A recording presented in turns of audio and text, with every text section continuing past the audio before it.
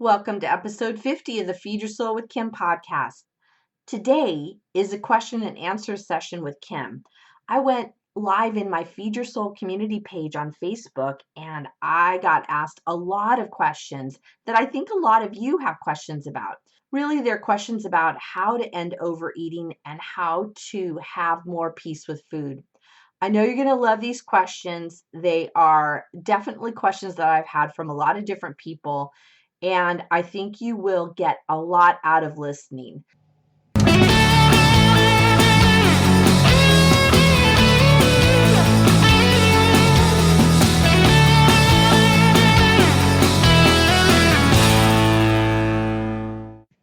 Okay, so we've got this question and answer came after I had that secrets to end overeating. And what I found is that people were really feeling really concerned about food and struggling with food. The setup for the secrets to end overeating, which actually at the end of this recording, I'll put in the notes all down below. I'll put the link to the secrets to end overeating. You really should listen to it. Lots of great information, lots of information that was actually really connected to this time in COVID-19, which I think brings a lot more issues with food than there is normally. And so when I've been talking about food issues now, I've been talking about it in terms of the COVID, and I wanted to add that as an extra layer of stress and anxiety because I think sometimes we're missing that is causing a lot of issues. And that became really clear to me when we did the Secrets to End Overeating Zoom event, because a lot of people were unsure about how much this time of this pandemic, how much it's been actually affecting their eating and their feelings about themselves. Just to qualify, as some of you might not know me, I'm Kim McLaughlin. I am actually a psychotherapist in the state of California, and I'm also a motivational coach. I am a podcaster. I am an author. I do a lot of blogs and get out a lot of information. And I also run this group, Feed Your Soul community page on Facebook. I wanted to offer up this time for you to have just live Q&A. So I have some questions that people have sent in to me. And if any of you are live, I'm trying to see if I can see your questions. So put questions in the chat if you would like me to answer some questions. I have a lot of questions actually that were sent in to me in advance. I had offered to have questions answered, or that I would answer questions in advance because I wasn't sure if everybody could come live, right? So what I wanted to first start when we're talking about questions and answers around having peace with food, one of the things I think of is that we have to put it in context that we're in the time of COVID-19. That means that a lot of people are out of work. You might be struggling with work. You might be struggling with lack of money. You might be struggling with having everybody at home. You also might be struggling that you get to work and you get to make money while other people aren't, and kind of this survivor guilt that I get the money and other people don't. There might be a lot of feelings going on. And what I've been noticing is that it's showing up in a lot of overeating. A lot of people are talking about eating when they're not hungry. Having a lot of comfort food in the house has been strong, especially in the beginning of this pandemic. There was a lot of talk. People would tell me all the time that they would be overeating and buying a lot of comfort food, as well as noticing in the stores, the shelves are out of comfort food. There's spaghetti sauce is gone, spaghetti's gone, bread has been gone, meat items have been gone. So there hasn't been this plethora of food, which I think has caused a lot of food instability, which can also go with eating issues, is feeling afraid that there isn't going to be enough. And a pandemic absolutely brings up the feeling of not enough. I've told you guys a lot that in the beginning of this pandemic, I couldn't find toilet paper for 4 or 5 weeks. Like literally every store I went to, there was nothing. And that I found was quite disturbing, because I'm used to living in a, first world country where there is plenty of everything. And to find that there weren't items really increased my lack and limitations, in that there wasn't enough. And I say that to honor that for all of you, that this feeling might be showing up for you too.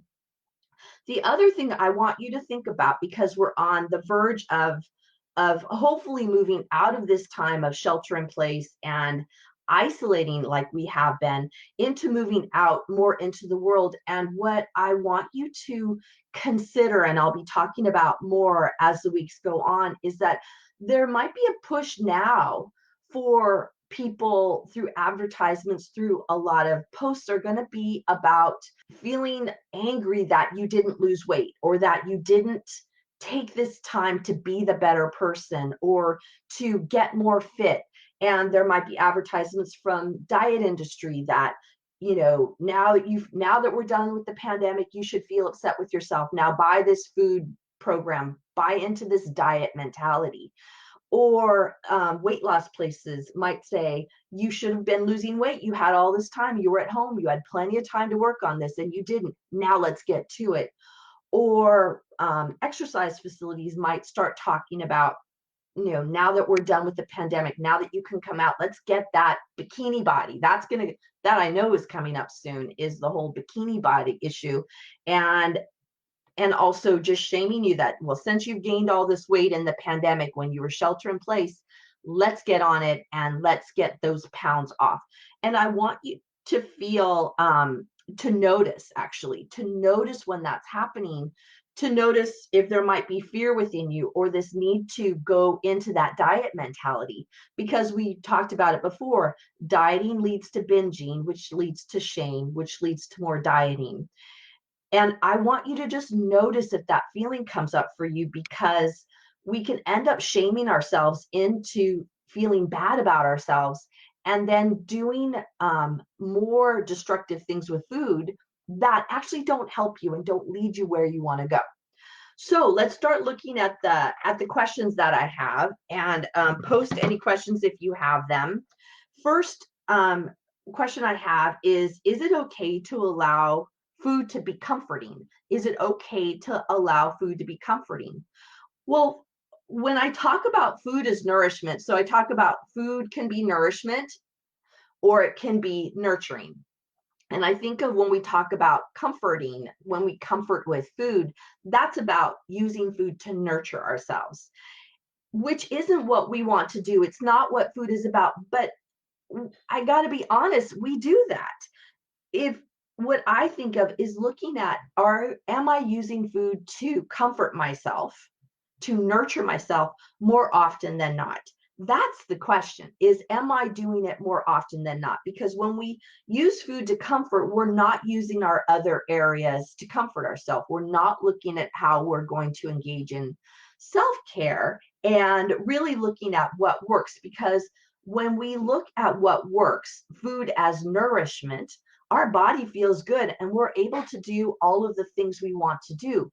When we use food as nurturing, it can feel good for a moment, but then there's that next moment where it doesn't feel good. And when it doesn't feel good, that's when we have a problem. So yes, food can be comforting. Food is comforting. I actually have acknowledged on various platforms that I've been talking about this, is in the beginning of this whole pandemic, I found myself saying, when I was at the store, this food sounds comforting and I want that right now. I was consciously making the decision that I wanted to have comfort food, that I thought it sounded good. I was hungry and I wanted it. And so I did it. That's fine. It was conscious. I wanted it. I was hungry. Yes. Food can be comforting, but let's not use it for the totality of being comforted. So what can you do instead that's comforting? That would be the question I want to ask you, is, are there other things you can do that feel comforting? For me, comforting is a couple of things I've been doing. Actually, the past day or two, I've been using my essential oils. I've been using my diffuser and putting on some essential oils. And to me, I love smells. I love things that smell good. So I want to have more of that as a comfort. Another thing for me that's comforting is, oh my gosh, I have this my pajamas are old and they were ripping. So my daughter and I were at Target the other day, and I decided I have this old pair of pajamas, or this old top that I use for pajamas, and I was dyeing my hair, and so I got dye on it. So I thought, I am done with this shirt. I want a new one. So when we were at Target, I bought myself a new pajama top. Well, that's comforting because I felt pretty, it was comfortable. I didn't have to look down at the silly stain anymore. And also it was ripped and it was pulling apart. It was years and years old. I decided that that would be a way that I would comfort myself. So do you see, comfort doesn't always come in the guise of food. Loving using essential oils. Which ones do you use? I've been using doTERRA actually. And what was I, oh my gosh, I was using lavender this last week. And why did I use lavender? Because lavender smells relaxing to me. And I wanted that relaxing smell. So that was one thing that I was using, was my lavender essential oils. Yeah, you guys, if you have questions, put them over there in the comments. So we'll answer them for you. So that's about comfort. I think I kind of talked a lot about that. Another question I've got is, I want to become more aware of my overeating. And I got to say, that is one of the best questions I can get, because I think the starting spot to even looking at overeating as an issue is to notice it. So when you say, I want to become more aware, I'm going, yeah, yay, rock on. That is what we want. When we become more aware, means that you're starting from the spot of noticing it. And we've got to notice it in order to get to the place of doing something about it. So what does that mean? Sometimes I see people will talk about they hate their body. They hate that they overeat. They hate what they're doing to themselves, and that they're not being more proactive. So that to me comes from that sense of negativity. When we come from the sense of, I want to be more aware, we're becoming more conscious. And consciousness means that we're looking at it. So if you want to become more aware, it means to start saying that I want to be aware. So for today, I want to be more aware of my food. The thing that I talk with my clients about when I talk about awareness is, I call it being the detective. And when we're a detective, we're kind of just sleuthing and we're looking around and we're looking to see what's going on and paying attention to that. So it's a very kind and gentle way to notice what's going on. So if you're in that detective mode, you're noticing, I'm hungry right now. I want to eat. I talk about this often when I'm talking, especially when it's around coming up to lunchtime.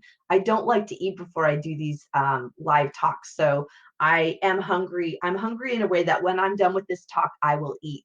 So I'm becoming aware right now as I'm sitting and I'm talking about it. Oh, my tummy feels physically hungry. So when I'm done, I'm going to eat. That's that part of being the detective. Being the detective is also a part of when I wake up. How am I feeling? Am I hungry? What's going on for me? The detective part also comes in when I think about, what do I want to eat? I'm hungry right now. My body is saying hunger, let's eat. What am I hungry for? That becomes a part of that awareness and conscious state, so that you're looking at what is working in your body. What do you need? So I say, take out kind of that Sherlock Holmes, what do they have, that magnifying glass, like kind of looking around. What is the detective, and asking, what do I want? What do I need? When we come from that perspective of asking the question as a detective, am I hungry? What would I like? What would satisfy me? What would fuel my body?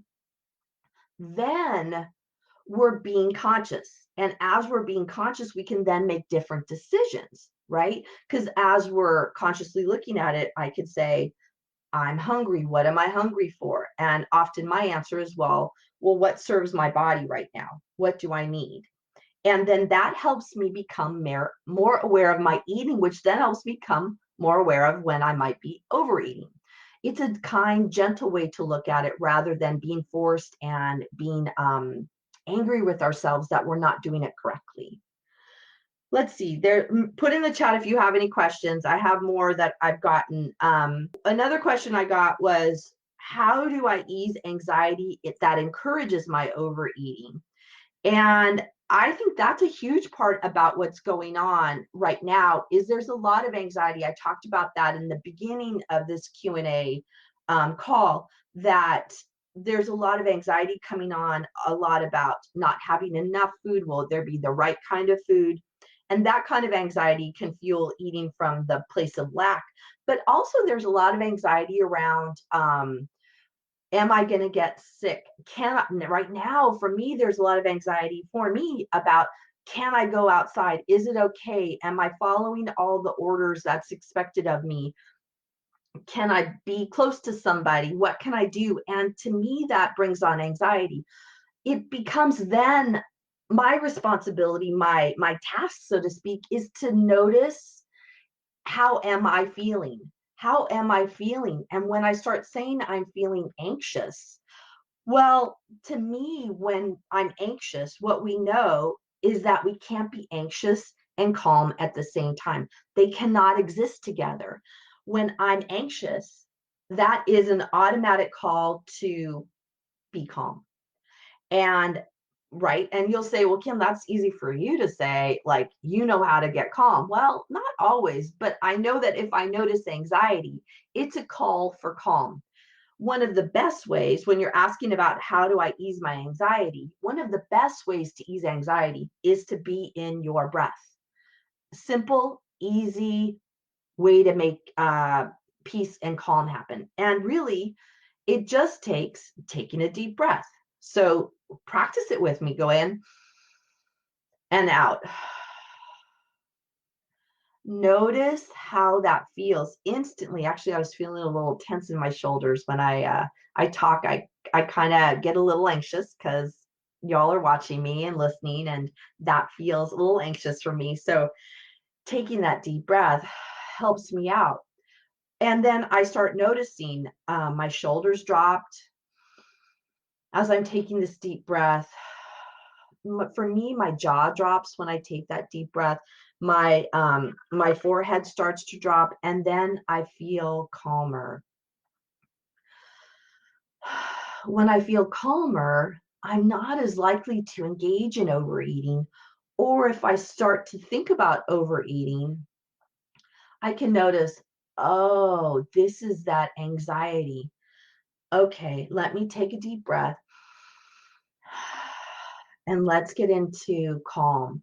When I'm in calm, then I can go into that detective mode and say, what would I like to have? What would fuel my body? What would feel good to me? And I can then move from there, right? So it becomes easing into letting go of that anxiety that will help you. So I think we covered anxiety. I think I gave some good tips about how to manage anxiety. Guys, put any questions in the comments if you have any questions as we move along. The next one I got was actually one that I think is pretty huge. The question about, how do I manage boredom? This is coming a lot for people, about feeling bored. It's kind of that people have been telling me, actually, I've been saying it myself, is it feels every day like Groundhog Day. In this time of pandemic, is every day it's like, okay, today's the same old, same old. There's kind of nothing to look forward to, no big adventures going on. And I think that happens even if you're working. I'm still working in my business, so I have a lot to do, but I do find that boredom comes along because I'm in this time of the coronavirus that I'm having to do things differently. I don't get to automatically go out. There's no movies to go to.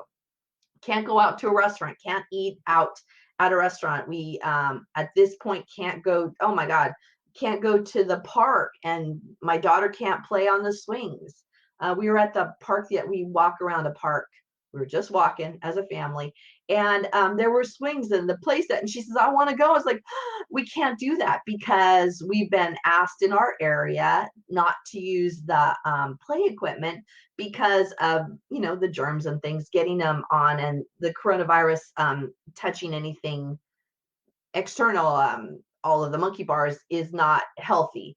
And so they've asked us not to do that. So we had to ask our daughter, don't do that. And it becomes, well, I'm bored because we can't do what we normally do. Yes, yes, yes, yes. We cannot do what we normally do. Mostly, I mean, I guess she could have gone done use the swings if she wanted to, or if we allowed her to, but we're willing to go and abide by what we're being asked to do. So what I think of when people say I'm bored, and especially I'm bored right now, I have been thinking about it for myself as an opportunity. And the opportunity is, where have I been in my comfort zone? What have I been doing that's really been kind of robotic, not being in conscious, being conscious. We were talking about that, of being aware of overeating, but I think also just in terms of our life, how have we been moving into not being conscious and not being aware of what's going on? That's what I think of when I think of boredom, is how have I been complacent in my life, and how might I move into something different? That for me is what this shelter in place has been about, is that kind of like, how do I become more aware inside of myself about what I need, and how do I manage boredom? How do I move out of feeling bored? Let me tell you what I've been doing, is I've been doing actually a lot of journaling, and that has been something I've wanted to do in the past. And since I have a little more time now, I've been able to do the journaling, which has got me more in touch with what is serving me more. Truthfully, I made out a list at the start. I have actually a podcast where I talked about, at the start of this COVID-19, the pandemic, when we were asked to shelter in place. It was my podcast, actually. I don't know the number. I'll have to put it in the notes below when I find it, but I talked about how to make this pandemic something that is meaningful to you, and what might you want to do. And I think of it now, as we're kind of a lot of weeks into it, that it's not about a have to, but it's about a want to. What do I want to do? And some of the things I've found that I've been doing is, there have been a lot of shows on TV. A lot of artists, musical artists, have been doing a lot of home shows. They've been at their home and they've been doing music, live feeds, and they're put together in a package. God, we saw one that was a country western hour-long show of all these artists all over the country that have done like a Facebook Live videos, and they put them all together. We also saw a bunch of contemporary artists did another night of shows, and I've been watching that. My family has, and that has been extraordinarily enjoyable, because we see this really toned down music with people talking about their music, and really having more of an acoustic feel to what they do. And I have enjoyed the heck out of it. Also, I have been watching my little secret pleasure that some of you might know, is I love musicals. I call myself a musicals freak. I enjoy musicals all over the place. And Andrew Lloyd Webber has been doing a free YouTube channel freebie. I think he calls it The Show Must Go On. And every Friday at 2 until Sunday at 2, he offers up a live performance. I just saw Saturday night, I watched his live performance of his 50th birthday celebration, which was like 20 years ago. Extraordinary. 2 hours of musical bliss. I loved it. And then the weeks prior, I watched Phantom of the Opera, a live feed of a whole Phantom of the Opera play. And then another one we watched was Love Never Dies, which is the sequel to Phantom of the Opera.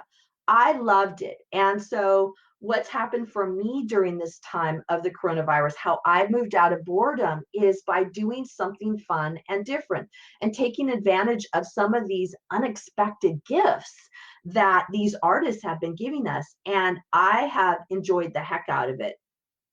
Another thing I've done with boredom is reading more. I wanted to learn more about intuition. So I took out this book that I've had for years, and I've been reading it. It's called intuition awareness, something like that. But I wanted to learn more about intuition. So that's another thing I've been doing. So in answer to the question, how to move out of boredom is find something new. Encourage yourself right now to say, if I was going to do something different, what might I do? If I was going to learn something easy, what might I do? I'm not talking about starting a PhD program, people. I'm talking about something that's kind of easy, like I did, just taking advantage of what is already being gifted to us and doing that. That for me has been a huge way of moving out of boredom. Boredom, bored, lonely are two huge triggers to overeating. My clients consistently talk about bored, lonely are triggers to overeating. And right now, that can be a huge trigger. So find what you might do to move out of boredom. And then when I talk about lonely, actually, this wasn't the question, but when I talk about loneliness, hi, you guys, as you come on, if you want to put in questions down for me, I'm live and I'm taking questions, any questions that you might have. Just got done talking about boredom. Loneliness, what I have found that has worked real well for me is I've been doing Zoom calls with friends. We did one of my group of girlfriends, we had a live Zoom call. It was extraordinary. And I loved getting close to them and talking with them where we can see each other. I had a girlfriend last week. I was missing her and I said, how about happy hour tonight? Let's do a Zoom happy hour. So we're at 5 o'clock, we're having our Zoom call and talking to each other. So that has been a huge win. I know that, or Zoom has been giving away free access to their platform. I have the paid platform as part of my business, but they've been giving away a free platform that you can use where you can see people. I know people are doing FaceTime and other ways to get to see each other. To me, what was different about it was that I got to see people rather than just doing a phone call. So it was seeing people. I know people that have done game night over Zoom. I know that there are certain apps that people are using to do more live interactions and doing games together. So those are some fun ways to manage boredom and loneliness.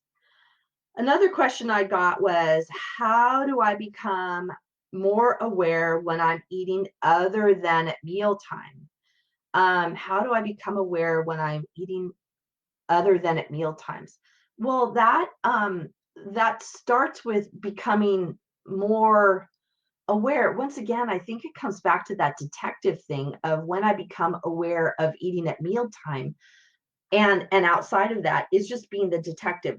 Oh, I know what I was thinking of with this one is one of my tips that I like, and I learned it a long time ago, is to notice my general times that I eat during the day. And actually, I'm going to give you guys the link to an easy peasy program that I have that's a super easy yes in just a little bit, where we talk about mealtime and how to get more connected to your body and food and how to eat. It's my Stop Overeating Quick Start. I'm gifting it away for a really low price. And I'll talk about that in just a couple of minutes because I think you need this. All these questions lead me to think you guys are needing this really easy peasy program. But how I get in touch with eating other than mealtime is noticing, when do I normally eat throughout the day?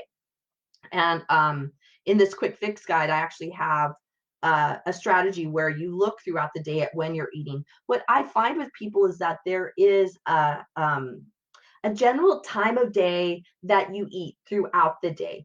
For me, it's breakfast, and I have something for breakfast most days.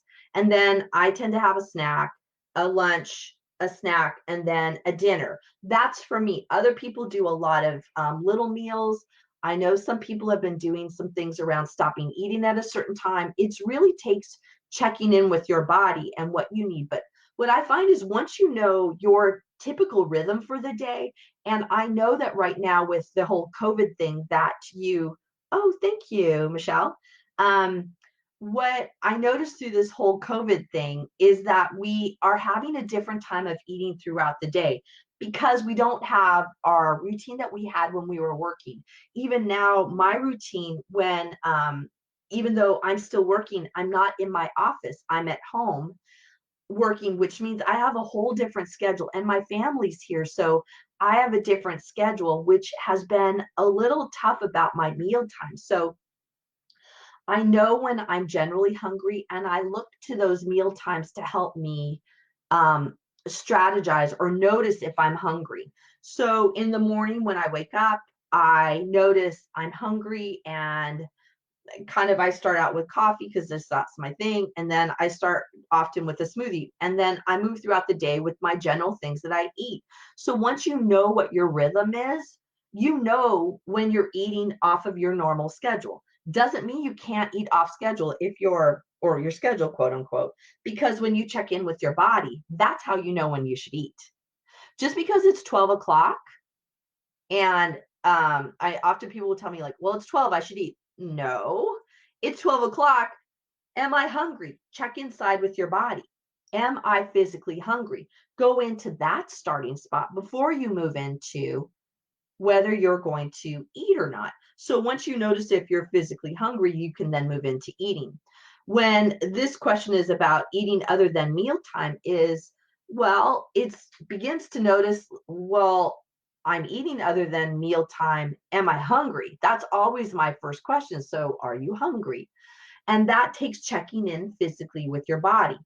And I know that that's easier said than done, but it is a doable, and it's an important doable, because when we overeat, often what we've lost is that desire for hunger, that noticing our hunger. We often lost it when we were children.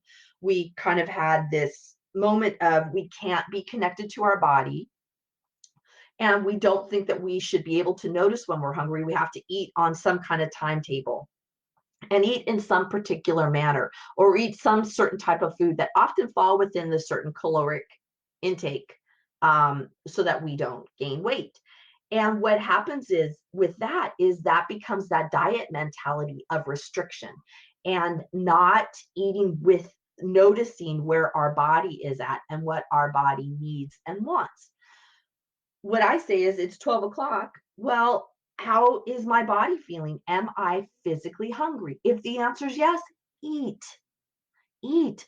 I remember there was this one program years ago that a diet that I was on. And I remember the leader of the program said, that if it's after a certain amount of time, if you've eaten all of your portion of food that you're supposed to eat, don't eat anymore. And somebody said, well, can't I have, what about if I just have carrots? And she said, no, don't have carrots. It's like, I thought, this is ridiculous. This is ridiculous. Carrots? Are you serious? If you're hungry after a certain time, eat your food. Eat the right food, eat the food that fits for your body. But if you're physically hungry, eat. There is a mechanism within our body that tells us we should eat. Do that. Do that, please. Otherwise, you're engaging in diet and restriction, which is going to lead you to binge. So notice if you're hungry, notice if you're full. If it's not mealtime, I wonder if maybe you do need to eat. Maybe your meal wasn't big enough. I know I've had some meals where, like, I eat a meal and then an hour or two later, it's like, I'm hungry. Well, it could be I didn't eat enough, or I didn't eat the right variety of foods in it that would fuel me or fill me up. And if I don't, then I've got to eat. I've got to eat. So if you're eating other than mealtime, start checking in with yourself about whether you're hungry. So let's say that you are checking in with yourself, and you've eaten and you're not physically hungry, but you want to eat. You kind of feel the call. This is what's happening a lot, you guys, right now with the whole COVID-19 thing, is people are at home and they're afraid of their pantry. They're afraid to go in their kitchen. Oh, I'm just going to overeat. I'm just going to have snacks. I'm just going to eat these things. Well, you don't have to. That's really coming from a place of fear of food. And what I want for you is a place of empowerment with food. And what that means is, if we start coming into these times where we notice I'm hungry, eat. If we think I want to eat, but I'm not hungry, my question is, oh, honey, what's going on? What's going on that I want to eat and I'm not hungry? And I literally say that to myself. I say, oh, Kim, what's up? I literally pat myself on the back. What's up, Kim, that you're thinking of eating and you're not hungry? And then I also tell myself, you can eat if you want to, but let's just take a minute. Let's just take a minute. And for me, that minute is the pivot. And it's the pivot into, what do I need? Remember earlier, we talked about food being comfort. How am I possibly needing to comfort myself right now? How am I possibly needing to nurture myself right now? Do that. And what I ask myself is, so Kim, if I eat this thing, because often I got to tell you, at that point, it ends up being, I generally want something sweet. And I find it fascinating that when I want to eat when I'm not hungry, or at least it used to be, when I want to eat and I'm not hungry, it's often for something sweet. And I'm not here to be the sugar police or to tell you that you shouldn't have sugar. And I'm not going to tell you sugar is bad. But I find it fascinating because I still have in the back of my mind that sugar is kind of this, the enemy or evil. And like, it comes up as like, well, I could have sugar. I could have sugar. And then that would be the thing that I could have right now. And I want to say, that when you're thinking of a time where you're not hungry and you want something sweet, I say to myself, okay, I can have it, but let me just take a minute and wonder what's going on. Because what I know is that if I'm not physically hungry and I'm wanting this street treat, I want to know, is it going to take care of me in the way that I need it to take care of me? Is it going to nurture me? Is it going to comfort me? And sometimes the answer is heck yes. I want it. I'd like it. It sounds good. It sounds comforting. I'd like to. Okay. Food can be comforting. Yes, yes, yes, yes, yes. It's just, notice if it's all the time you're using food as comfort, then I want to challenge you that you're not having food in that proper place as nourishment. So if I am going in and I'm not hungry, I want this sweet thing, I'll just ask myself what's going on. I'll have a little dialogue. I'll walk away. I will literally go clean dishes for a few minutes just to wonder, like, Kim, what's going on, Kim? What do you need?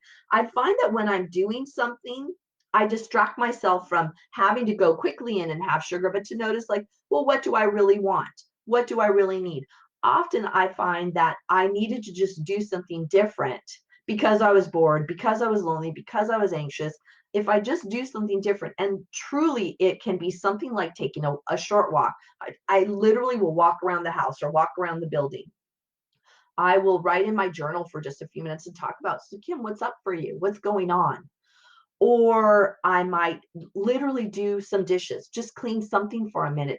That I find that then that gets me in the zone of wondering, Kim, you are not hungry, you're not physically hungry. What do you need right now? What's going to be comforting? And I'll find that it's generally, I feel comforted after I do something different. And I'm not so much in the zone for something sweet. It rarely do I ever want it after that because I'm nurturing myself, you guys. That's what it's all about. I'm nurturing myself in a way that is getting to the core of what I need. What I needed was, I was feeling bored. So if I do the dishes, I'm not feeling bored. And also I feel super accomplished. I have this thing done. That feels good. If I'm feeling bored and I walk around, I kind of feel, ooh, this boost of energy. Or I'm feeling tired, I have this boost of energy. Those are all good things. And that leads me off of that bored feeling. Do you see there's a lot of different strategies going on here that will help you? When I come on these calls and I talk about this stuff, I think about, like, is this going to end overeating for you?